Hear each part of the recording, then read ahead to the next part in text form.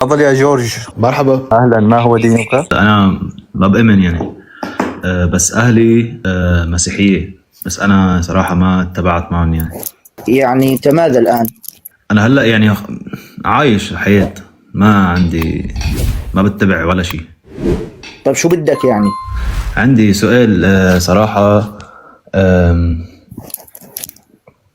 يعني انا اهلي، أنت شو اسمك الحقيقي؟ الاسم الحقيقي ماذا؟ انا اسمي جورج الياس، اسمين. جورج. جورج الياس. حالك صراحة أنا أهلي يعني أنا هلأ بعيش مع بيي، بس أهلي مطلقين. وبيي يعني كتير فايت بالدين المسيحي، بس أنا وصغير يعني علمني كتير عن الدين المسيحي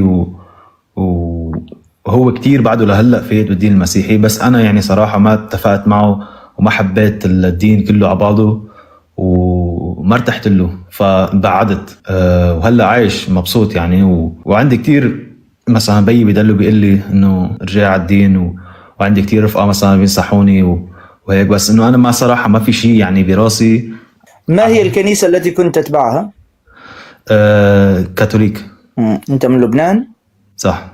شو الكنائس الموجودة عندكم في لبنان؟ كاثوليك، ارثوذكس، مارون، روم. طيب تفضل، ما هو سؤالك؟ صراحه انا يعني عندي كتير رفقة، هن في منهم متبعين يعني، وفي منهم متبعين، وفي إسلام وفي مسيحية وفي، عرفت. وأنا بس يعني هن بيقولوا لي عن الدين وأنا بسألهم أسئلة ما بيعرفوا يجاوبوا صراحة. فعندي رفيق. من هم الذين لا يعرفون الإجابة؟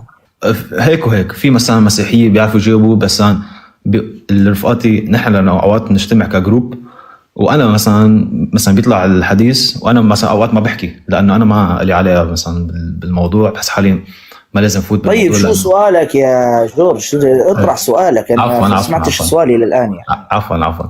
هو سؤالي انا بس انه هو الله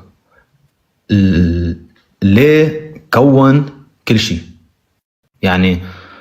ليه خلق الكون؟ ليه عمل الانسان؟ الله ماذا؟ ليه خلق كل شيء؟